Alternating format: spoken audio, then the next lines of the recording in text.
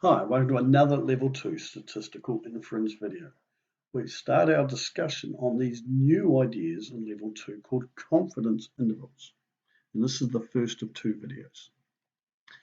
All right, so confidence intervals are going to come up in the analysis section, all right?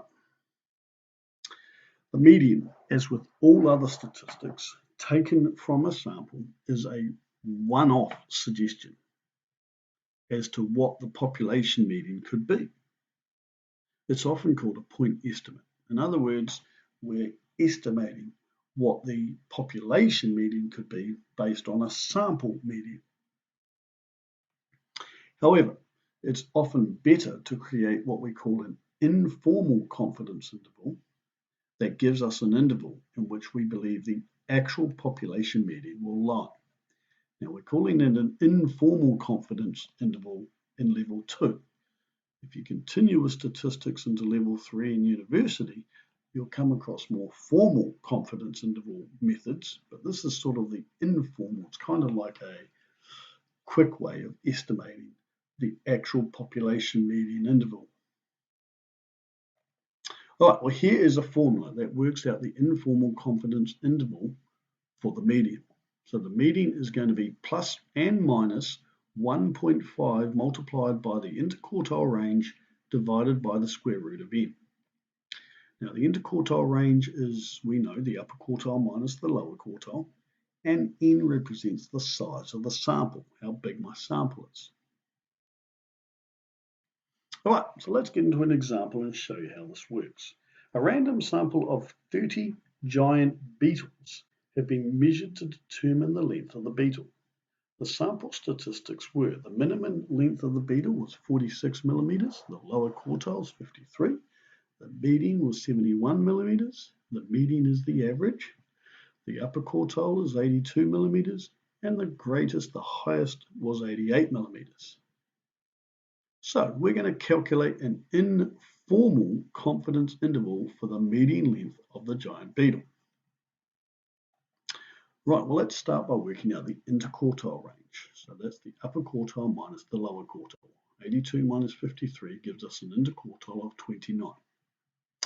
Now, let's grab this formula that we just showed you on the screen before to work out the informal confidence interval. We go median plus or minus 1.5 times interquartile range divided by the square root of n. Now, we're going to do that for the lower boundary by doing a subtract. And we're going to do that for the upper boundary by doing a plus. That's what the plus and minus mean. We do two separate calculations. Now, for the lower boundary, this is what we're going to substitute in, and this is what we're going to substitute in for the upper boundary. Remembering that the median is 71, the interquartile range is 29 for both, and the sample size is 30. So for both of them, we're going to have the exact same numbers, but for one of them, we're going to do a subtract, and for one of them, we're going to do a plus. Now, we grabbed our calculator and went 71 minus 1.5 times 29 divided by the square root of 30. We get 63, and we round that to maybe 63.06 to two decimal places. And if we do the same for the upper boundary, 71 plus 1.5 times 29 divided by square root of 30, we're going to round it maybe to 78.94. Okay, so what on earth has that told us?